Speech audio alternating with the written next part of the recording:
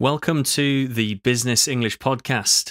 Dear listeners, today's episode is a special treat for all you business professionals out there who want to review anything and everything like a true pro. Yes, you heard me right, anything. Reviewing is like the Swiss Army knife of the business world. It's versatile, essential, and if used correctly, can solve many of your business challenges. Think of a project that just ended or a negotiation that could have gone better. What do? You review it, of course. Now, let's mix in a little bit of grammar magic, shall we? I know, grammar may sound dull, but stay with me here. We're diving into the world of conditionals. Sound familiar?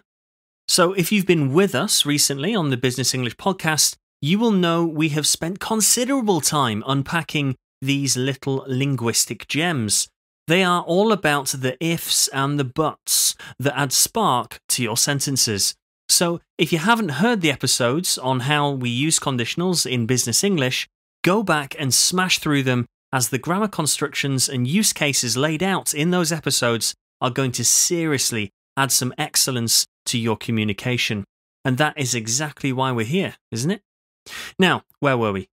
Imagine being in a meeting and saying, if we increase our marketing budget, we will attract more customers. It's like sprinkling some future possibility glitter on your sentence. That is the magic of the first conditional. Or how about reflecting on a decision? If we had chosen a different strategy, we would have succeeded. Oh, the wisdom of the third conditional. It's like having a time machine for your words, taking you back to show what could have been. Conditionals are not just about playing with grammar, they're about crafting your thoughts, making predictions, sharing dreams, or even expressing regrets from time to time. It's like dancing with words, and who doesn't like a good dance, especially in the boardroom? So today, we're going to tango with the 0, first, second, third, and mixed conditionals. And no, you don't need your dancing shoes for this. Just turn the volume up and put the thinking caps on. We'll explore how these conditionals can become your new best friends in reviewing projects, meetings, negotiations, and well, as I said earlier, just about anything. So grab a cup of your favorite coffee or tea, find a comfortable spot, and let's get started. But first, audio on. Ladies and gentlemen, welcome to the Business English Podcast, helping professionals communicate more effectively, more confidently, and with impact. With your host, Rob, from Energetic English. Let's get down to business. The 0 conditional. Now, don't let the name scare you off. The 0 conditional is like the rock-solid foundation of a mighty skyscraper. It's all about facts, general truths, and rules that always, and I mean always, apply. Let's play around with some examples, shall we? Picture yourself in a bustling office. You've got a rule that states, if you analyze data consistently, it reveals patterns. It's not about possibilities or what might happen, it's a concrete fact. Analyze data consistently and patterns emerge as surely as night follows day. This is the 0 conditional hard at work. Or how about this one? If you schedule weekly meetings, you maintain better team communication. Are you noticing a rhythm here? Schedule meetings, maintain communication. It's like a little dance of cause and effect, where the steps never change. You can rely on it. It's a business waltz that never misses a beat. So why does this matter when reviewing in business? Think about those times when you're assessing a project or analyzing a negotiation. You need clear, unchanging principles to guide you. The 0 conditional provides you with that stability. It's like the North Star of your business ship, guiding you through reviews with certainty and clarity. It allows you to say, this is how it works every single time, no exceptions. Now, it's your turn. Take a moment to think about some general rules in your workplace. What are the always true principles that guide your business decisions, reviews, or even your daily routine? If you do this, what happens? Okay, let's go ahead. Say this out loud. If I do X, Y happens. I'll say that again. If I do X, Y happens. Feel the certainty of those words. That's the zero conditional, giving you the confidence to review like a pro. Now, I want to go back over those two phrases that we did just now and give you opportunity to repeat them. So, repeat after me. If we analyze data consistently, it reveals patterns. If we analyze data consistently, it reveals patterns.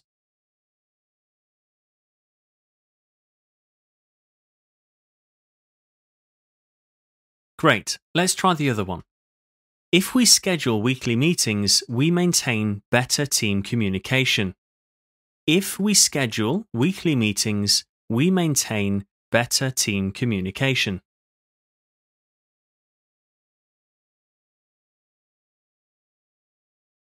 Now, remember, it's not about the flash and dazzle. The zero conditional is the reliable friend that's always there, steadfast and true. It's the go-to dance partner in the ballroom of business reviews. Okay, stay tuned as we continue to explore the wonderful world of conditionals. Up next, we'll be stepping into the realm of future possibilities with the first conditional. But for now, let's give a respectful nod to the zero conditional, our ever-dependable guide in the review process. All right, fellow business adventurers, buckle up because we're now journeying into the fantastic future with the first conditional. If you thought the zero conditional was a reliable guide, wait till you meet its sparkling cousin, always ready to speculate about what tomorrow might bring. The first conditional is like a crystal ball, showing you a glimpse of what could be. But don't worry, no magical powers are needed here. It's all about logical connections between a possible condition and a likely result. Here's a little taste. If we find issues in this project review, we will address them. I'll say that again. If we find issues in this project review, we will address them. Can you feel the anticipation in those words? It's like standing on the edge of a new discovery, waiting to see what unfolds. If something happens, then something else will follow. How about this one? If you complete the audit by Friday, I will include it in the quarterly review. If you complete the audit by Friday, I will include it in the quarterly review. Now, that's a promise, isn't it? Complete that audit and voila, into the review it goes. It's like planting a seed and knowing a beautiful plant will grow all in good time. Using the first conditional in reviews is like being a wise business fortune teller. You're looking at potential outcomes, making predictions and setting plans in motion.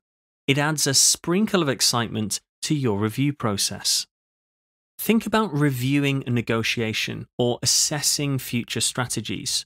You're not just looking at what is, you're envisioning what could be. The first conditional helps you articulate those visions, turning them into actionable statements.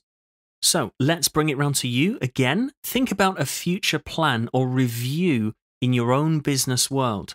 What's a possible condition and what's the likely result? Go ahead and frame it like this. If we do this, we will achieve that. If we do this, we will achieve that. Do you feel that tingle of anticipation? That's the first conditional at work, letting you peek into the future with confidence and a hint of playfulness. Okay, let's go over the aforementioned phrases again, and I'd like you to repeat them after me. If we find issues in this project review, we will address them. If we find issues in this project review, we will address them.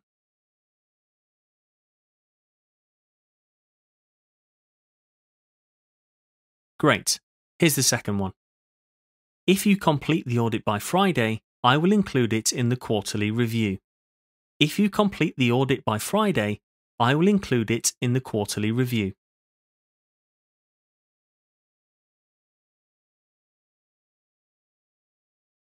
Excellent. Remember, the first conditional isn't just about dreaming big, it's about connecting actions and outcomes. It's a tool and a guide that allows you to speculate about the future with a little bit of confidence. So, the next time you're in a review meeting, don't be shy to pull out the first conditional. Let it take the lead and watch how it turns your reviews into a dynamic dialogue of possibilities. Next up, we're going to dive into the world of hypothetical scenarios with the mysterious second conditional. So don't go away.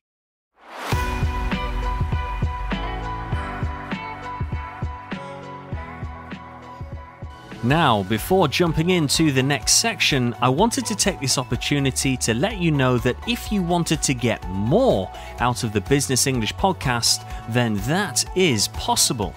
For example, full transcripts complete with timestamps so you never miss an expression, phrase-focused one-pagers to quickly refresh your memory before that next last-minute meeting, pronunciation support to assist with the trickier elements of business English, live read-along transcripts, quizzes, and much more.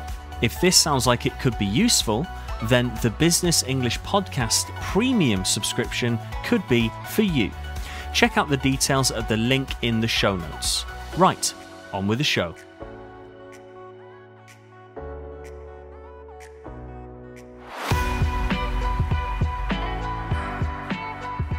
Okay, ladies and gentlemen, brace yourselves. We're stepping into the realm where imagination reigns supreme. Welcome to the second conditional, where we explore the what ifs of the business world. These aren't mere flights of fancy, they are hypothetical scenarios dressed to impress. Imagine the second conditional as a business superhero, donned in a sharp suit and armed with a briefcase full of what could be. It's not about what's real, it's about what could have been or might be under different circumstances. Intriguing, isn't it? Let's dive into an example. If we had a larger budget, we could consider more marketing strategies in our review. If we had a larger budget, we could consider more marketing strategies in our review. The dream of a bigger budget. Who hasn't been there? But notice how this isn't just wishful thinking. It's a clear hypothetical statement that can guide your decision making. Or here's a twist. If you were in charge of this department, how would you evaluate performance? If you were in charge of this department, how would you evaluate performance? Now that's a thought-provoking question. It's inviting a creative response, a glimpse into an alternate reality where you hold the reins. It's like taking a test drive in the CO's chair. Using the second conditional in reviews is like having a brainstorming session with limitless possibilities. You're opening doors, asking what if, and letting ideas flow.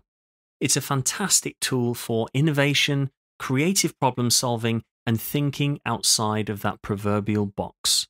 So, why not try it right now? Think about a recent review or a decision you've been facing. Pose a hypothetical scenario using the second conditional. If this were different, what could we do? If this were different, what could we do? Say it out loud and see where your mind takes you. Now, let's drill those two previous statements once again. Repeat after me. If we had a larger budget, we could consider more marketing strategies in our review. If we had a larger budget, we could consider more marketing strategies in our review.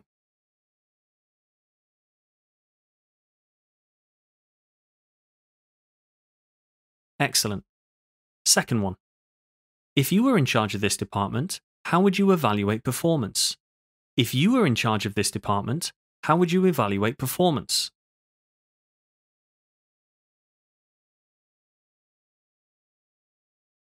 Feel the excitement? That is the second conditional. turning your reviews into thrilling explorations of what could be. It's like a brainstorming party and everyone's invited. And don't forget, it's not just about daydreaming. The second conditional empowers you to think creatively, strategize differently, and review with a fresh perspective. It's like having a secret weapon in your business toolkit, always ready to challenge the status quo. So, embrace the second conditional, your new ally in hypothetical thinking. Let it guide you in your reviews, challenge you in your meetings, and inspire you in decision making. And up next, we're going on a reflective journey with the third conditional. Let's crack on, shall we? Okay then, ladies and gentlemen, we have dealt with the present, we have looked into the future, and even dabbled with hypotheticals. Now it's time to turn the pages of our business history books and reflect on what might have been. Welcome to the reflective world of the third conditional. The third conditional is like a wise mentor, always ready to sit down with you and ponder the lessons of the past. It's about missed opportunities, alternative paths, and the wisdom we gain from looking back. It's the could have, would have, should have of the business world. Let's unwrap an example, shall we? If we had implemented that strategy, we would have seen higher sales. If we had implemented that strategy, we would have seen higher sales. Notice the longing in that sentence. The third conditional lets you explore past decisions and their hypothetical outcomes, allowing you to learn and grow. Or how about this reflective gem? If you had attended that meeting, you could have shared your insights. If you had attended that meeting, you could have shared your insights. It's not about blame, it's about understanding what might have made a difference. It's a looking glass into an alternate past, filled with lessons and insights. Using the third conditional in reviews is like having a wise elder on your business council, guiding you through the paths not taken. It's not about dwelling in regret, but learning from experience. It's a tool for growth, for understanding, for evolving. Okay, now it's your turn. Think about a recent project or a decision that didn't go as planned. Frame it in the third conditional. If we had done X, we could have achieved Y. If we had done X, we could have achieved Y. Say it out loud and feel the weight of those words, the wisdom that they carry. Let's go back and drill those two sentences again. If we had implemented that strategy, we would have seen higher sales. If we had implemented that strategy, we would have seen higher sales.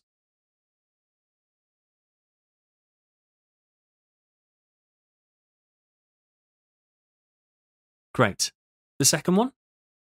If you had attended that meeting, you could have shared your insights. If you had attended that meeting, you could have shared your insights.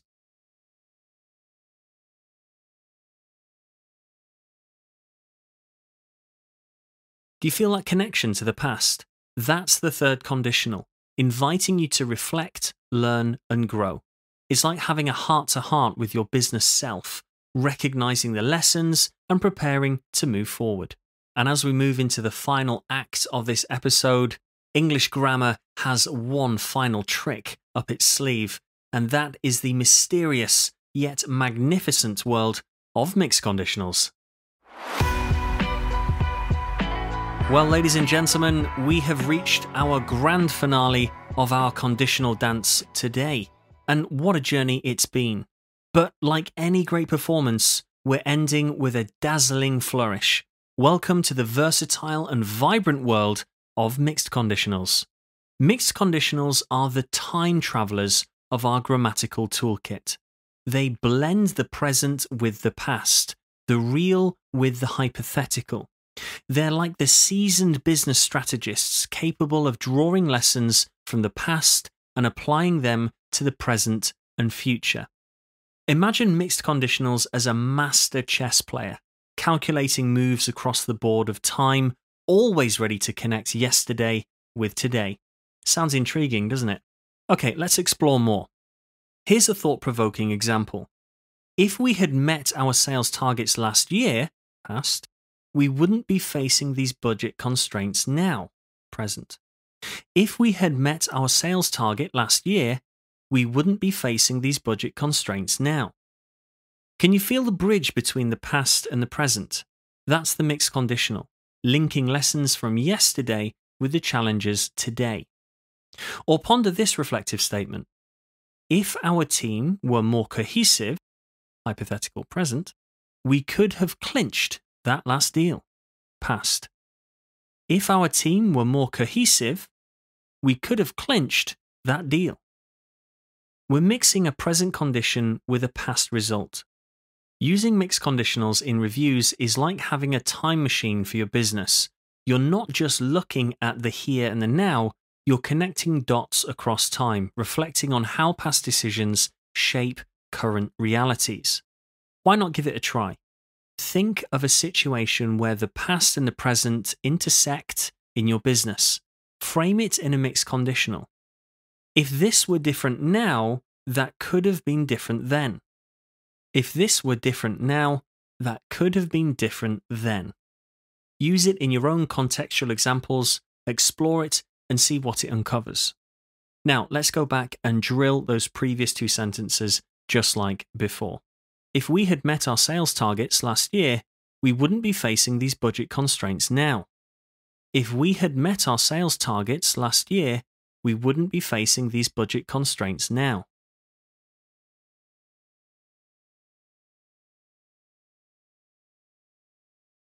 Excellent. Second one here. If our team were more cohesive, we could have clinched that deal. If our team were more cohesive, we could have clinched that deal.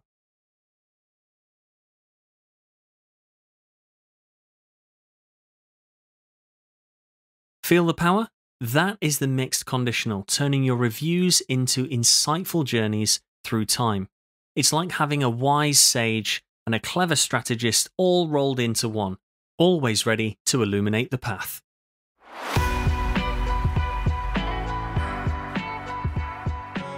And there we have it, the grand finale of our conditional extravaganza. We've moved through 0, first, second, third, and mixed conditionals, and you haven't missed a beat. From the simple truths of general rules to the time-traveling reflections of mixed realities, we've explored it all. But what does it mean for you, the business professional, eager to review anything like a pro? It means you now have a pocketful of linguistic magic, ready to dazzle in meetings, impress in reviews, and reflect like a seasoned sage. The conditionals aren't just grammatical constructs. They're your new business partners. They're your strategists, your creatives, your reflectors, all working in unison to elevate your business language. Imagine walking into your next review meeting armed with these insightful tools. You're like the conductor leading an orchestra of ideas, harmonizing the past, present, and future, all in one fluid symphony of thoughts. But let's not forget the playfulness of our journey. Business doesn't always have to be stern and serious.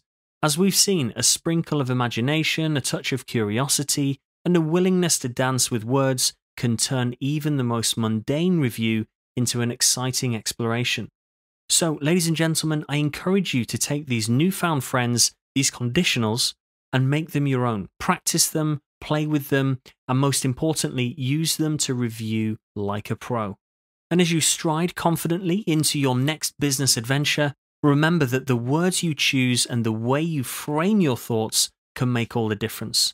After all, if you review like a pro, you'll surely succeed like one too.